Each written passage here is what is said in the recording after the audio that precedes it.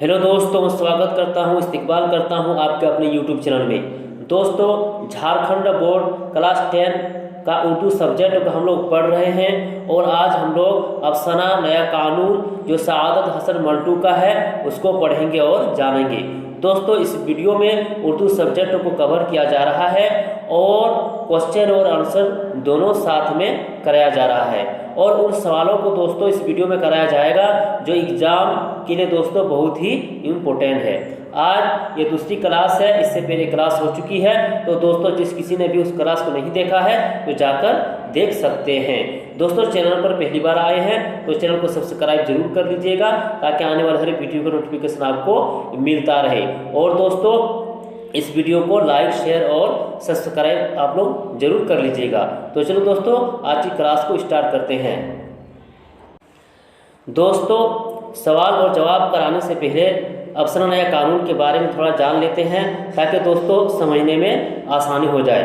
दोस्तों, अफसाना नया कानून सआदत हसन मंटू का है और इसमें जो मुख्य किरदार जिसने अदा किया है उसका नाम है दोस्तों मंगू कुचवान। और मंगू कुचवान दोस्तों तांगा चलाता है और वो पढ़ा लिखा नहीं रहता है, लेकिन दोस्तों बहुत ही अक्लमंद समझा जाता है। दोस्तों, मंगू कुचवान जो अंग्रेज़ हुकूमत के ज़माने में है ना होता है और अंग्रेज़ की वजह से दोस्तों अंग्रेज़ों के जो जुल्म व सितम की वजह से बहुत परेशान रहते हैं और मंगू कुचवान वो सोचते हैं और चाहते हैं कि कोई ऐसा कानून, नया कानून लागू कर दिया जाए जिससे है ना अंग्रेज़ जो है हम लोगों पर जुल्म और सितम ना कर सके। ठीक है दोस्तों, इसलिए मंगू कुचवान चाहता है कोई नया कानून लागू कर दिया जाए। चुनांचे एक दफ़ा एक वाक़या पेश आता है कि अपने तांगा में दो है ना सवारियों को बिठाता है और उससे ये बात सुनता है कि हिंदुस्तान में नया कानून लागू होगा और अब अंग्रेज़ की हुकूमत नहीं चलेगी। इसलिए वो बहुत खुश होता है और वो सोचता है कि 1 अप्रैल को दोस्तों हिंदुस्तान के अंदर नया कानून लागू होगा और हम लोग है ना अंग्रेज़ के जो जुल्म सितम है उसको नहीं सहेंगे। इसलिए वो बहुत ही खुश रहता है। चुनांचे दोस्तों वो जब 1 अप्रैल के दिन आता है और इस तरह का वाक़या पेश नहीं होता है, नया कानून लागू नहीं होता है दोस्तों, तो बहुत ही मायूस हो जाता है और इसी वजह से एक अंग्रेज़ से उसका झगड़ा हो जाता है और उसको थाने में पकड़ कर ले जाता है और वो चिल्लाते रहता है कि नया कानून लागू हो गया है, अब तुम लोगों की अकड़ फू नहीं चलेगी। ठीक है दोस्तों, तो ये अफसाना ठीक है नया कानून का शॉर्टकट में मैंने बता दिया है। आगे दोस्तों अब सवाल और जवाब को देखते हैं। तो पहला सवाल है कि मदरसा बाला इक़्तिबास के सबक और उसके मुसन्निफ़ का नाम बताए। तो इसका जवाब होगा दोस्तों कि मदरसा बाला इक़्तिबास नया कानून अफसाना से लिया गया है जिसे सआदत हसन मंटू ने लिखा है। ठीक है, आगे बढ़ते हैं। दूसरा सवाल है कि उस्ताद मंगू ने कहाँ तक तालीम हासिल की थी और उसकी मालूमात कैसी थी। तो उस्ताद मंगू की तालीम हैसियत सफ़र के बराबर थी, यानी दोस्तों 0 के बराबर थी और उसने कभी स्कूल का मुंह भी नहीं देखा था, लेकिन उसके बावजूद उसे दुनिया भर की चीज़ों का इल्म था। तीसरा सवाल है कि उस्ताद मंगू को अंग्रेज़ों से क्यों नफ़रत थी और उस नफ़रत का वो क्या सबब बताता था। तो उस्ताद मंगू को अंग्रेज़ों से बड़ी नफ़रत थी, उसका सबब वह यह बतलाया करता था कि वह उसके हिंदुस्तान पर अपना सिक्का चलाते हैं और तरह तरह के जुल्म ढाया करते हैं, इसलिए मंगू अंग्रेज़ों से बहुत नफ़रत करते थे। अगला सवाल है कि अंग्रेज़ का चेहरा देख लेने पर उसकी क्या हालत होती थी और वह क्या सोचता था, यानी मंगू कुचवान क्या सोचता था। तो अंग्रेज़ों की चेहरा देखकर उसे मतली सी आ जाती थी, मतली यानी दोस्तों उल्टी जैसी आ जाती थी। ठीक है, वह कहा करता था कि उनके लाल झुर्रियों भरे चेहरे देखकर मुझे वह लाश याद आ जाती है जिसके जिस्म पर से ऊपर की झिल्ली गल गल कर झड़ रही हो। ये मंगू कुचवान का कहना था। आगे बढ़ते हैं। मंगू का गोरे शराबी से झगड़ा होने का उसकी तबीयत पर क्या असर पड़ता था और उस वक्त वो क्या करता था। ठीक है दोस्तों, ये सवाल है तो उसका जवाब होगा कि जब किसी शराबी गोरे से उसका झगड़ा हो जाता तो सारा दिन उसकी तबीयत है ना मुकद्दर दोस्तों ने बेमज़ा रहती और वह शाम को अड्डे में आकर हिल मार के सिगरेट पीता या हुक्के के कश लगाते हुए उस गोरे को जी भरकर सुनाया करता था, यानी दोस्तों जी भरकर गाली देता था। सवाल है कि मारवाड़ी तांगे में बैठे किस मौजू पर बातचीत कर रहे थे। ठीक है दोस्तों, तो उसका जवाब होगा कि मारवाड़ी तांगे में बैठे हुए जदीद आइन यानी नया कानून यानी नया इंडिया एक्ट के बारे में आपस में बातचीत कर रहे थे। ठीक है, अगला सवाल है कि गोरों की शक्ल के बारे में मंगू अपने साथियों से क्या कहता था। तो मंगू गोरों के बारे में कहता, शक्ल देखते हो ना तुम उसकी जैसे कोढ़ हो रहा है या बिल्कुल मुर्दार। ये बिल्कुल होगा दोस्तों, यहाँ पर गलत लिखा हुआ है। आगे बढ़ते हैं। अगला सवाल है कि उस्ताद मंगू ने जदीद आइन को किससे मिला दिया और 1 अप्रैल से होने वाली तब्दीलियों के बारे में उसकी क्या राय थी। ठीक है, तो जवाब है उस्ताद मंगू ने रूस वाले बादशाह को इंडिया एक्ट यानी जदीद आइन से मिला दिया और 1 अप्रैल को पुराने निज़ाम में जो नई तब्दीलियां पैदा होने वाली थी वह उन्हें रूस वाले बादशाह के असर का नतीजा समझता था, लेकिन ऐसा हुआ नहीं। अगला सवाल है कि बम सासों के पकड़े जाने या बगावत की खबर सुनकर मंगू किस नतीजे पर पहुंचता था। तो बम सासों के पकड़े जाने या बगावत की खबर सुनकर वह उन तमाम वाक़यात को नए कानून का पेश खेमा समझता था और दिल ही दिल में बहुत खुश होता था। पेश खेमा दोस्तों यानी कोई काम होने वाला है दोस्तों, उससे पहले जो बात है ये वाक़या होता है उसे पेश खेमा कहा जाता है।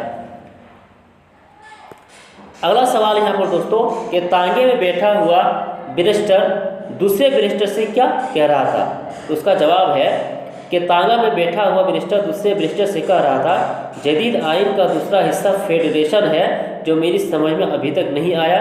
दुनिया की तारीख में ऐसी फेडरेशन आज तक सुनी ना देखी गई है। सियासी एतबार से भी फेडरेशन बिल्कुल गलत है। ये दोनों बैरिस्टर जो उसके तांगे में बैठे थे दोस्तों बात कर रहे थे। अगला सवाल है कि अनारकली से निकलकर मंगू कहाँ पहुँचा और उसे वहाँ से कहाँ की सवारी मिली। तो दोस्तों अनारकली से निकलकर वह माल रोड की चमकीली सतह पर अपने तांगे को आहिस्ता आहिस्ता चला रहा था कि मोटरों की दुकान के पास उसे छावनी की एक सवारी मिल गई। अगला सवाल है कि जब उस्ताद मंगू को किसी सवारी की तलाश नहीं होती तो वह क्या करता था। ठीक है दोस्तों, उसी खूबी को बयान कर रहा है कि वो क्या करता था जब उसको कोई सवारी नहीं मिलता था। तो दोस्तों उसका जवाब हो गया कि उस्ताद मंगू को किसी सवारी की तलाश नहीं होती थी। वो तो आमतौर पर पिछली नशिस्त पर इत्मीनान से बैठकर घोड़े की बागें दाएं हाथ के गिर्द लपेट लेता और फिक्र में डूब जाता। ठीक है दोस्तों, उस्ताद मंगू यही क्या करता था। अगला सवाल है कि गौर फिक्र करने के दौरान उसे किसने हिलाया और पलट कर देखने पर उसे कौन नजर आया। तो इसका जवाब होगा दोस्तों कि गौर फिक्र करने के दौरान उसे यूँ मालूम हुआ जैसे किसी सवारी ने उसे हिलाया है। पीछे पलट कर देखने से उसे सड़क के उस तरफ दूर बिजली के खंभे के पास एक गोरा खड़ा नजर आया जो उसे हाथ से बुला रहा था।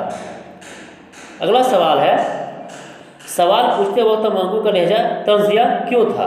ठीक है, तो उसका जवाब होगा क्योंकि मंगू को गोरों से हद दर्जे की नफरत थी। इसलिए दोस्तों मंगू क्या करते थे, जब अंग्रेज लोग से बात करते थे तो मतलब नफरत भरी लहजे में बात करते थे। अगला सवाल है कि गोरा और मंगू कोचवान एक दूसरे को देखकर ठिठक क्यों गए थे। तो गोरा और मंगू कोचवान के बीच 1 साल पहले झगड़ा हुआ था। इसी बिना पर दोनों एक दूसरे को देखकर ठिठक गए थे। ठीक है दोस्तों, यानी 1 साल पहले जिसे झगड़ा लड़ा था वही शख्स था जब मंगू कोचवान ने देखा था। अगला सवाल है कि उस्ताद मंगू ने किराया ज़्यादा मांगा। जवाब है कि उस्ताद मंगू अपने ख्याली नए कानून के बलबूते उछल रहा था, इसलिए उसने गोरे को तंग करने के लिए ज़्यादा किराया मांगा। यानी मंगू कोचवान तो समझता था कि 1 अप्रैल को तो नया कानून लागू हो जाएगा। ठीक है दोस्तों, और ये सब की तो चलेंगे नहीं, इसलिए तो पूरा उछल रहा था और अपना अकड़ दिखा रहा था। अगला सवाल है कि गोरा उस्ताद मंगू को देखकर क्या सोच रहा था और उसने उस्ताद मंगू को क्या इशारा किया। तो इसका जवाब होगा कि वह सोच रहा था कि उसकी खोपड़ी फिर खुजला रही है। इस हौसला अफजा ख्याल के ज़ेरे असर वह तांगे की तरफ अकड़ कर बढ़ा और अपनी छड़ी से उस्ताद मंगू को तांगे पर से नीचे उतरने का इशारा किया। ठीक है, इससे मंगू कोचवान को बहुत गुस्सा आया था। आगे सवाल देखते हैं कि मंगू गोरे को मारते हुए क्या कह रहा था। यानी दोस्तों जब अंग्रेज अपनी छड़ी से उस्ताद मंगू को इशारा कर रहा था तो उसे बहुत गुस्सा आया। तो मंगू कुचवान क्या किया कि मंगू घोड़े को मारे हुए कह रहा था, यानी उसको उतर कर मारने लगा कि 1 अप्रैल को भी वही कर्फ्यू, 1 अप्रैल को भी वही कर्फ्यू, अब हमारा राज है बच्चा।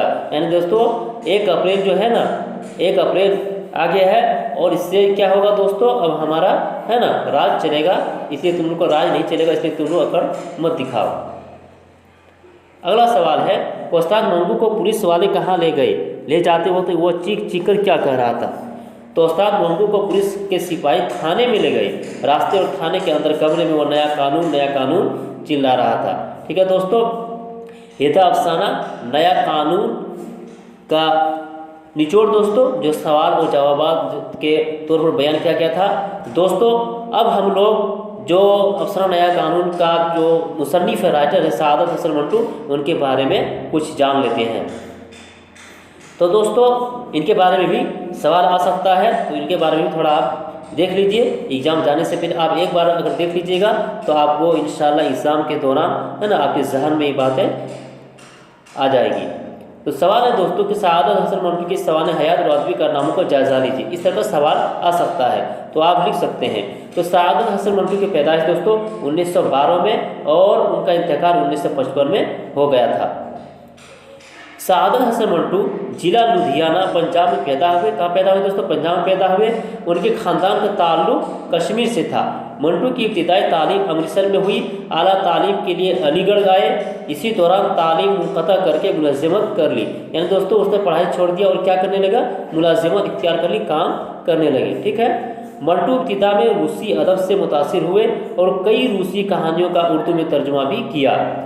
तरक्की पसंद तहरीक के आगाज़ में इस तहरीक से मुतासिर हुए, लेकिन आगे चलकर वो इससे किनारा कश हो गए। यानी दोस्तों पहले तरक्की पसंद तहरीक से जुड़ गए थे, लेकिन बाद में वो उससे अलग हो गए।